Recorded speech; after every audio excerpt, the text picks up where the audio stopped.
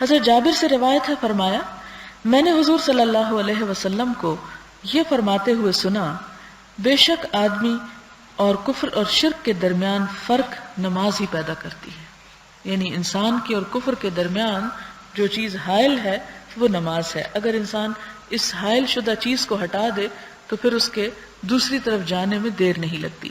حضرت بریدہ رضی اللہ تعالی عنہ سے مروی ہے کہ حضور صلی اللہ علیہ وسلم نے فرمایا، ہمارے اور ان منافقوں کے درمیان عہد نماز کا ہے، پس جس نے نماز کو چھوڑ دیا وہ کافر ہو گیا۔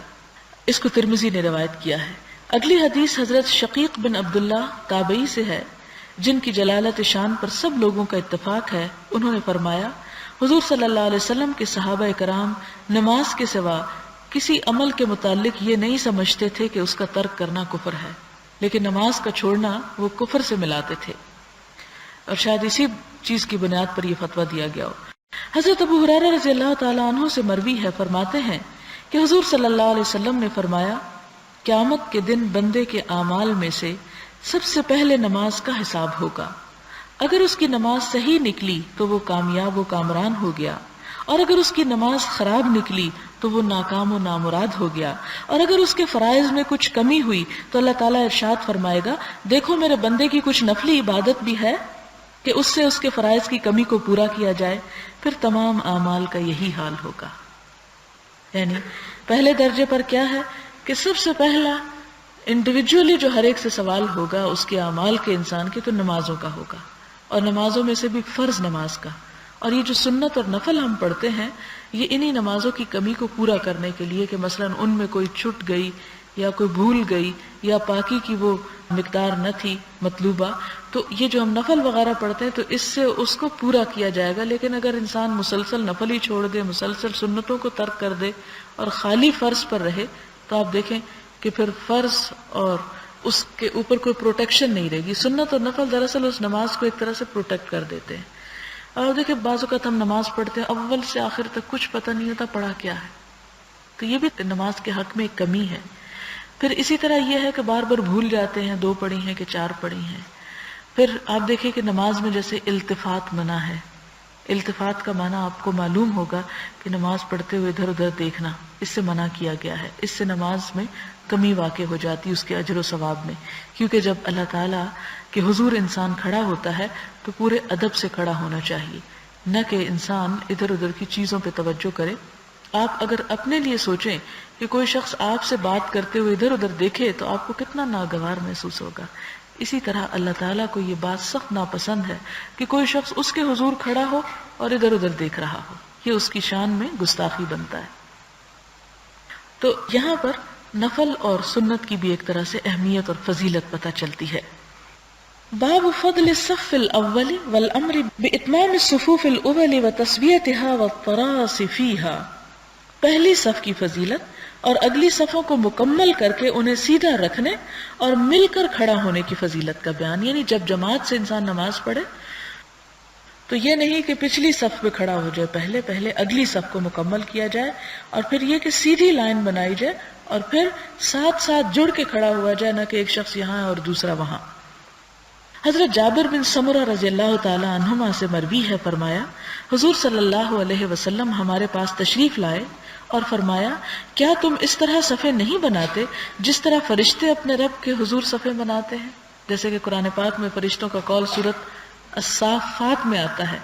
آپ دیکھیں کہ سورۃ الصافات جو ہے سورۃ یاسین کے قریب قریب آتی ہے، اس کا تو معنی ہی ہے صفیں بنانے والے، اور اس کی ابتدا ہوتی ہے والصافات صفا، قسم ہے ان فرشتوں کی جو صفیں بناتے ہیں، صف بنانا۔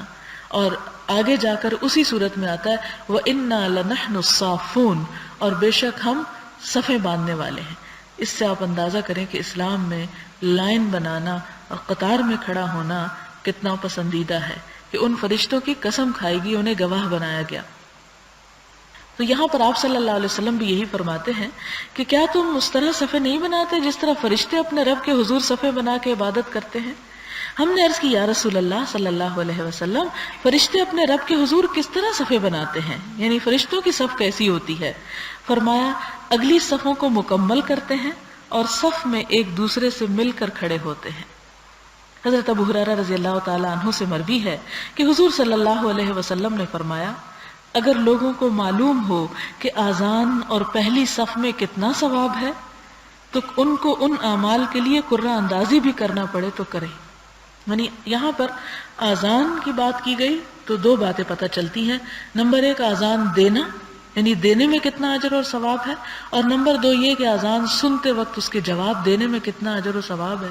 اگر لوگوں کو یہ پتہ چل جائے اور پہلی صف میں کھڑے ہونے کا اجر پتہ چل جائے تو وہ ایک دوسرے سے بازی لے جانے کے لیے اتنی جلدی پہنچے کہ سب جیسے اکٹھے پہنچ جائیں تو پھر انہیں قرہ اندازی کر کے آگے پیچھے کھڑا ہونا پڑے، اس کے علاوہ کوئی راضی نہ ہو پیچھے جانے پہ۔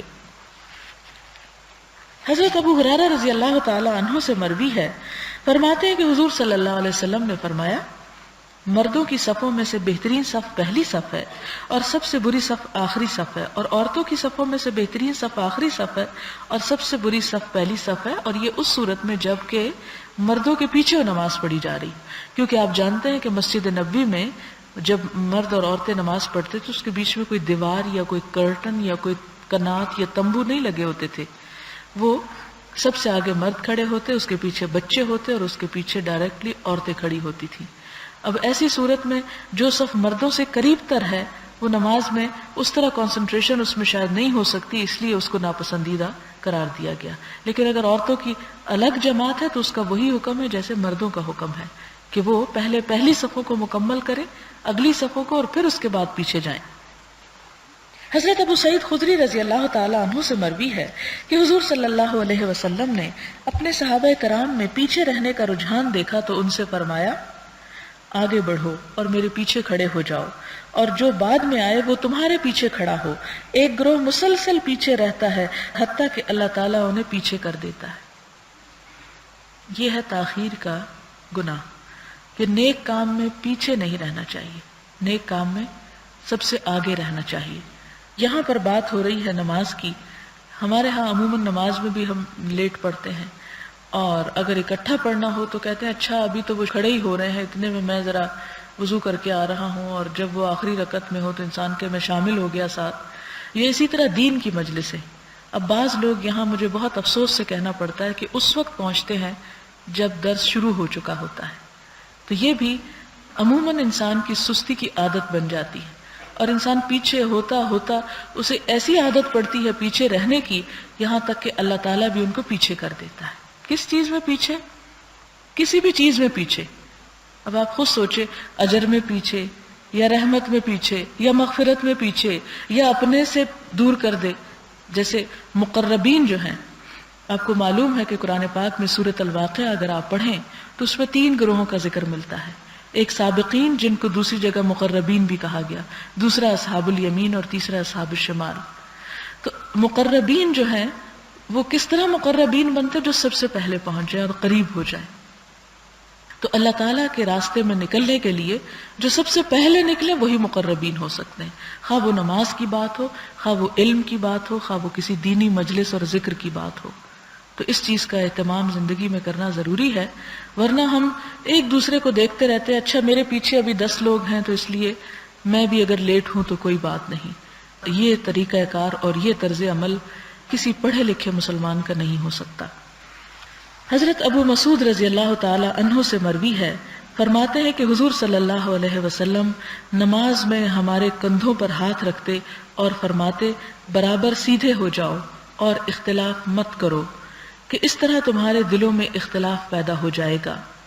تم میں سے جو لوگ صاحب عقل اور بصیرت ہیں وہ میرے نزدیک کھڑے ہوں، اور پھر جو ان سے قریب ہیں، اور پھر جو ان سے قریب ہیں۔ اس سے کیا پتہ چلتا ہے کہ اگلی صفوں میں وہ لوگ ہونے چاہیے کہ جو صاحب بصیرت اور مؤدب اور بزرگ ہوں، کیونکہ ان کی نماز میں کنسنٹریشن جو ہے وہ زیادہ ہوتی ہے بنسبت کھلنڈرے نوجوانوں کے یا بچوں کے، لہذا صف میں اگلی صف میں بچوں کو کھڑا کرنے سے منع کیا گیا ہے، یا ایسے لوگوں کو کھڑا کرنے سے منع کیا گیا ہے جن کی نماز میں کوئی توجہ نہ ہو، کیونکہ اس سے امام بھی بھول سکتا ہے نماز پڑھنے والوں کی، اور سنجیدہ نماز پڑھنے والوں کی نماز پر بھی اثر پڑتا ہے۔ اسی طرح باقی حضور صلی اللہ علیہ وسلم کی جو علمی مجلس ہوتی تھی صحابہ کرام کے درمیان، تو اس میں بھی آپ کے قریب ترین وہ لوگ ہوتے تھے جو نہایت سمجھدار اور ویسے بھی زندگی کے عام معاملات میں آپ کے قریب ہوتے تھے. یہاں تک کہا جاتا ہے کہ حضرت عمر رضی اللہ تعالیٰ عنہ، حضرت ابو بکر، حضرت علی رضی اللہ تعالیٰ عنہ، ان لوگوں کی جگہ مقرر ہوتی تھی.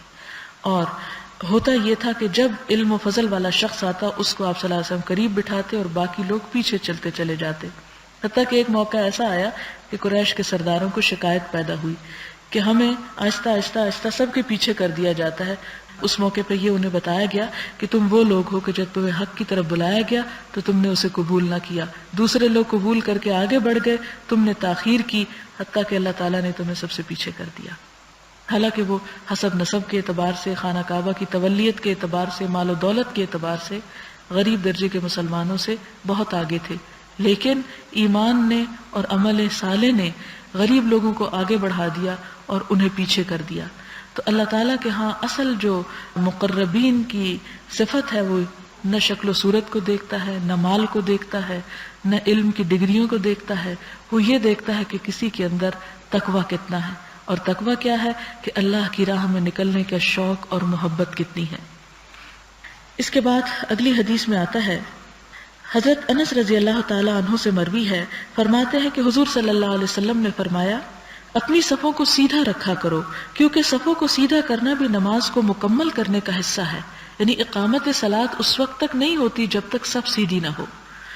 اور بخاری کی ایک روایت میں ہے، بے شک صف کو سیدھا کرنا نماز قائم کرنے میں سے ہے. یعنی اقیموا صفوفکم یا سووا صفوفکم فإن تسویۃ الصفوف من اقامت الصلاۃ. حضرت انس رضی اللہ تعالی عنہ سے مروی ہے، فرمایا نماز کے لیے اقامت کہی گئی تو حضور صلی اللہ علیہ وسلم نے اپنا رخ انور ہماری طرف پھیر دیا. یعنی کوئی شخص اقامت کہہ رہا تھا اور آپ پیچھے مڑ کے دیکھ رہے تھے، اور فرمایا اپنی صفوں کو سیدھا کرو اور باہم مل کر کھڑے ہو، کیونکہ میں تمہیں اپنی پشت کے پیچھے سے دیکھتا ہوں.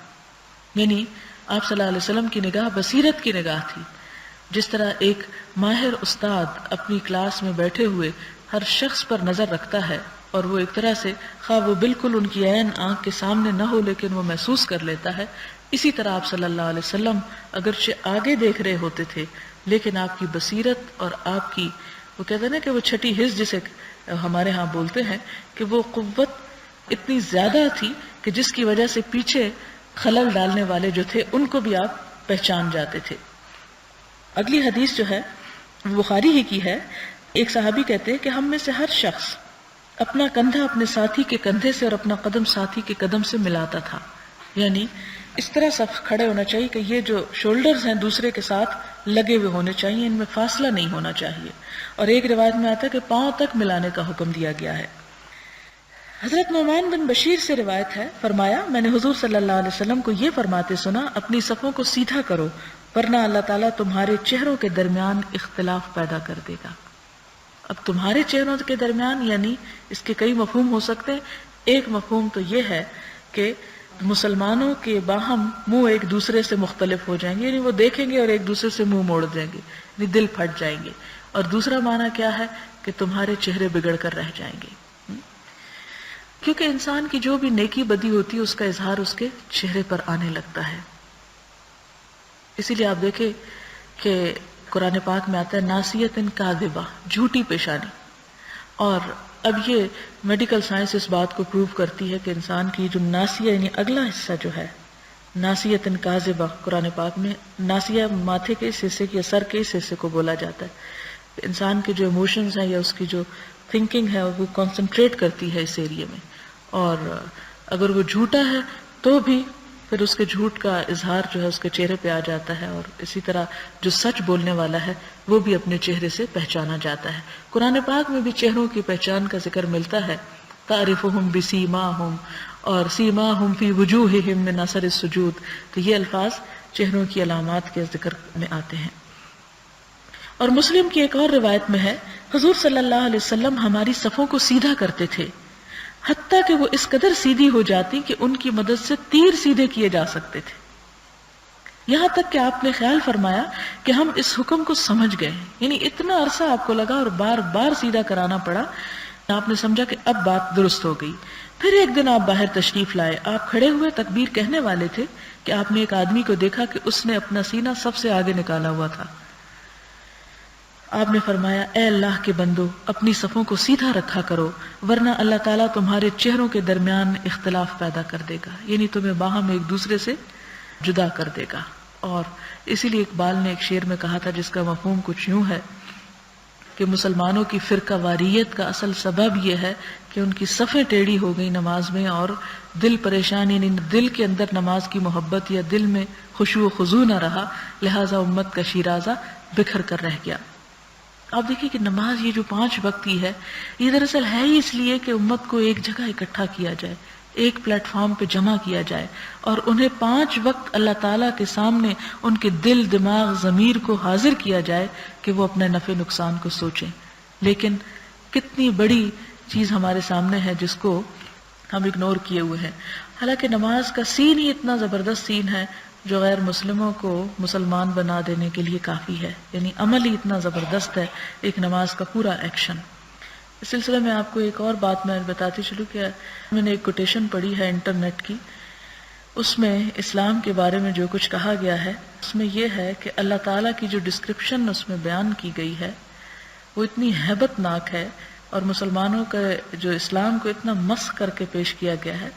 وہ انگریزی میں کوٹیشن ہے جس کا مطلب کچھ یوں بنتا ہے کہ اللہ جو ہے وہ مسلمانوں کا رب ہے، اس نے اللات ایک، یعنی جیسے قرآن میں وہ لات والعزیٰ آتا ہے، لات اس کی بیوی ہے جس کو اس نے پسند کیا اور اس کو اپنے لیے مخصوص کیا، اور پھر اسی طرح ان کا پروفٹ جو ہے محمد صلی اللہ علیہ وسلم، آپ صلی اللہ علیہ وسلم کے بارے میں اتنی یعنی ابیوسو لینگویج ہے کہ میں اس کو اپنی زبان پہ نہیں لا سکتی، آپ پڑھیں تو دل کھول کے رہ جائیں۔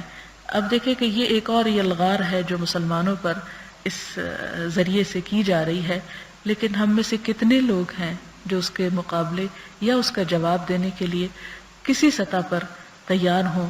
ہے کوئی جو دفاع کرے؟ اس دور میں تو اللہ کے رسول صلی اللہ علیہ وسلم کے بارے میں کوئی جرت نہیں کر سکتا تھا، حالانکہ وہ شعر و شاعری کا دور تھا، اور اگر کوئی حجو کرتا تو کئی ایک جواب دینے کے لیے تیار ہوتے۔ حضرت حسان بن ثابت جس طرح جواب دیتے تو آپ صلی اللہ علیہ وسلم فرماتے کہ تمہارے یہ شعر اے حسان ان کے اوپر تیروں سے زیادہ سخت ہیں، کیونکہ اس دور کا جو میڈیا تھا وہ شعر و شاعری تھی اور پروپیگنڈا جو تھا شعروں کے ذریعے ہوتا اور بڑا افیکٹو ہوتا تھا۔ اور آج کا میڈیا جو ہے وہ کیا کچھ کر رہا ہے، ہم تو بے خبر سوتے ہیں، ہم تو یہ بھی نہیں دیکھتے کہ اس میں آ کیا رہا ہے، کہا کیا جا رہا ہے، یا اسے کس طرح دفاع کیا جا سکتا ہے۔ ہمیں تو اپنے آرام سے ہی فرصت نہیں ہے۔ پھر اس کے بعد اس حدیث سے ایک بات اور بھی پتہ چلتی ہے کہ کسی بھی دین کے عمل کے بارے میں ہمیں یہ کبھی نہیں سوچ لینا چاہیے کہ ہم کو پتہ ہے۔ صرف پتہ ہونے سے بات نہیں بنتی جب تک انسان اس کو عمل میں نہ لے آئے۔ اس لیے کہ آپ صلی اللہ علیہ وسلم نے اتنا عرصہ لگایا کہ لوگوں کی صفیں درست کرائیں حتیٰ کہ آپ نے سمجھا کہ اب درست ہو گئی، اور پھر آپ نے دیکھا تو ایک شخص جو تھا وہ ٹیڑھا کھڑا تھا، تو پھر آپ نے دوبارہ فرمایا کہ درست کرو ورنہ تمہارا حال خراب ہو جائے گا۔ تو اسی طرح ہمیں بھی ان چیزوں کی اپنے آپ کو یاد دہانی کراتے رہنا چاہیے، اور علم سے انسان کسی بھی سٹیج پر بے نیاز نہیں ہو سکتا، کیونکہ علم صرف انفارمیشن کے ہو جانے کا نام نہیں، مل جانے کے، بلکہ اس کو اپنے عمل میں لے آنے کا نام ہے۔ جسے فضیل بن عیاض ایک بہت بڑے اللہ والے ہیں اور محدث ہیں، وہ کہتے ہیں کہ عالم اس وقت تک جاہل ہوتا ہے جب تک کہ وہ اس علم پر عمل نہ کر لے جو اس نے حاصل کیا ہو۔ یعنی اسلام میں سیکھا اور نہ سیکھا برابر ہے جب تک وہ علم انسان کے اندر جذب نہ ہو جائے، اندر اتر نہ جائے۔ اور آپ دیکھیں کہ بعض اوقات اللہ تعالیٰ انسان کو اپنی رحمت سے دیتے ہیں، اور جب انسان رحمت سے اس کی طرف نہیں آتا تو بعض اوقات اللہ تعالیٰ انسان کو بالکل جیسے ایک زمین سوکھی ہوتی ہے نا، پیاسی زمین، اس طرح اس کو پیاسا کر دیتے ہیں تاکہ پیاسی زمین پر جب وہ قطرہ بھی پڑتا ہے تو اسے اپنے اندر جذب کر لیتی ہے۔ جب بہت زیادہ علم ہو جاتا ہے اور بہت زیادہ بارش برس جاتی ہے تو بعض اوقات وہ بھی نقصان دہ ہوتی ہے، اور انسان اپنے اندر جذب کرنے کی کیپیسٹی نہیں پاتا، اس لیے وہ بیکار تھرو کر دیتا ہے، اس کو پھینک دیتا ہے۔ اس کے مقابلے میں آپ دیکھیں گے کہ صحرا جو ہوتا ہے اس پر جب چھینٹے بھی چند بارش کے پڑیں تو آپ کو نظر نہیں آئیں گے، فوراً مٹی کے اندر جذب ہو جائیں گے۔ تو اپنے آپ کو صحرا کی مانند بنا لیں کہ جس میں علم جذب ہوتا چلا جائے، نہ کہ اس زمین کی طرح کہ جس کا پانی اوپر سے ہی بہہ جائے۔ اور سیلاب بن کے نقصان دے۔ حضرت براء بن عازب رضی اللہ تعالی عنہما سے مروی ہے، فرمایا حضور صلی اللہ علیہ وسلم ایک صف میں ایک سرے سے دوسرے سرے تک تشریف لے جاتے، یعنی خود چل کے صفوں کو درست کرتے، ہمارے سینوں اور کندھوں پر دست اقدس رکھتے اور فرماتے اختلاف نہ کرو کہ اس طرح تمہارے دلوں میں اختلاف پیدا ہو جائے گا، اور فرمایا کرتے بے شک اللہ تعالیٰ اور اس کے فرشتے اگلی صفوں پر سلامتی کی دعا بھیجتے ہیں، یعنی سلامتی بھیجتے ہیں۔ حضرت ابن عمر رضی اللہ تعالیٰ عنہما سے مروی ہے کہ حضور صلی اللہ علیہ وسلم نے فرمایا صفوں کو سیدھا کرو، کندھوں کے ساتھ کندھے ملاؤ، خلا کو پر کرو اور اپنے بھائیوں کے ہاتھوں میں نرم ہو جاؤ، یعنی اگر کوئی تمہیں کہتا ہے کہ ساتھ مل جاؤ تو نرمی سے بات کرو، نرم ہو جاؤ اور شیطان کے لیے جگہ نہ چھوڑو، کیونکہ عموماً یہ ہوتا ہے کہ جب بھی نماز میں کسی کو کہیں ذرا ساتھ ہو جاؤ تو وہ اس کو مائنڈ کرتے ہیں، اور اللہ تعالیٰ اس کو ملائے گا جس نے صف کو ملایا، اور جس نے صف کو قطع کیا اللہ تعالیٰ اس کو قطع کر دے گا۔ یعنی کس سے قطع کر دے گا؟ اپنے سے، اپنی رحمت اور برکت وغیرہ سے۔ حضرت انس رضی اللہ تعالیٰ عنہ سے مروی ہے کہ حضور صلی اللہ علیہ وسلم نے فرمایا اپنی صفوں کو ملاؤ، صفوں میں قریب قریب کھڑے ہوا کرو، یعنی ایک تو یہ کہ لائن برابر ہو، اور دوسرا یہ کہ ایک صف اور دوسرے صف کا فاصلہ صرف اتنا ہو کہ جس میں سجدہ ہو سکے، یہ نہیں کہ ایک صف کہیں ہے اور دوسری کوئی یہاں بچھا کے نماز پڑھنا شروع کر دے، تو یہ درست نہیں۔ اس ذات کی قسم جس کے قبضہ قدرت میں میری جان ہے، میں دیکھتا ہوں کہ شیطان صف کے خلا میں داخل ہو جاتا ہے گویا کہ وہ کالے رنگ کی چھوٹی بکری ہے، یعنی گھومتا پھرتا ہے، اور پھر جب وہ گھوم پھر رہا ہو تو نماز میں توجہ کہاں سے آئے گی۔ حضرت انس رضی اللہ تعالیٰ عنہ سے مروی ہے کہ حضور صلی اللہ علیہ وسلم نے فرمایا پہلی صف کو مکمل کرو، پھر اس کو جو اس کے ساتھ ہو، اور اگر کوئی کمی ہو تو وہ آخری صف میں ہونی چاہیے۔ حضرت عائشہ صدیقہ رضی اللہ تعالیٰ عنہ سے مروی ہے، فرماتی ہیں کہ حضور صلی اللہ علیہ وسلم نے فرمایا بے شک اللہ تعالیٰ اور اس کے فرشتے صفوں کے داہنے حصے پر رحمت بھیجتے ہیں۔ حضرت براء رضی اللہ تعالیٰ عنہ سے مروی ہے، فرمایا جب ہم حضور صلی اللہ علیہ وسلم کی اقتداء میں نماز پڑھتے تو ہم یہ پسند کرتے تھے کہ آپ کی دائیں جانب کھڑے ہوں، اصحاب الیمین میں سے ہوں، اور حضور صلی اللہ علیہ وسلم ہماری جانب رخ انور پھیرے۔ میں نے آپ کو یہ فرماتے سنا اے اللہ مجھے اپنے عذاب سے بچا جب تو اپنے بندوں کو اٹھائے گا یا فرمایا جمع کرے گا، یعنی صف بناتے ہوئے دعائیں بھی مانگنی چاہیے۔ کیوں؟ اس لیے کہ اذان اور تکبیر کے درمیان کا وقت جو ہے وہ دعاؤں کی قبولیت کا وقت ہوتا ہے، تو یہ نہیں کہ انسان انتظار کرے اچھا جب وہ امام اللہ اکبر کہے گا تو ہم چپ کر جائیں گے اور ابھی جتنی دیر ہے ہم ذرا خوب باتیں شاتیں ادھر ادھر کی کر لیں، نہیں، جب صف میں انسان کھڑا ہو جاتا ہے تو وہ دعاؤں کی قبولیت کا وقت ہوتا ہے۔ حضرت ابو ہریرہ رضی اللہ تعالیٰ عنہ سے مروی ہے، فرماتے ہیں کہ حضور صلی اللہ علیہ وسلم نے فرمایا امام کو درمیان میں رکھو اور خلا کو پر کرو، یعنی صف اس طرح بنانی چاہیے کہ امام بالکل سینٹر میں ہو، یعنی فرنٹ پر ہو لیکن سینٹر میں ہو، اور خلا پر ہو۔ وآخر دعوانا ان الحمدللہ رب العالمین۔ سبحان ربک رب العزت عما یصفون وسلام علی المرسلین والحمد للہ رب العالمین۔ اللهم صل على محمد وعلى آل محمد كما صليت على إبراهيم وعلى آل إبراهيم إنك حميد مجيد اللهم بارك على محمد وعلى آل محمد كما باركت على إبراهيم وعلى آل إبراهيم إنك حميد مجيد اللهم أصلح لي ديني الذي هو عصمة أمري وأصلح لي دنياي التي فيها معاشي وأصلح لي آخرتي التي فيها معادي واجعل الحياة زيادة لي في كل خير واجعل الموت راحة لي من كل شر اللهم إني أسألك الهدى والتقى والعفاف والغنى اللهم إني أعوذ بك من العجز والكسل والجبن والبخل والهرم وعذاب القبر اللهم آت نفسي تقواها وزكها أنت خير من زكاها أنت وليها ومولاها اللهم إني أعوذ بك من علم لا ينفع ومن قلب لا يخشع ومن نفس لا تشبع ومن دعوة لا يستجاب لها اللهم إني أعوذ بك من زوال نعمتك وتحول عافيتك وفجاءة نقمتك وجميع سخطك اللهم إني أعوذ بك من شر ما عملت ومن شر ما لم أعمل اللهم اكثر مالي وولدي وبارك لي فيما آتيتني وأطل حياتي على طاعتك وأحسن عملي واغفر لي.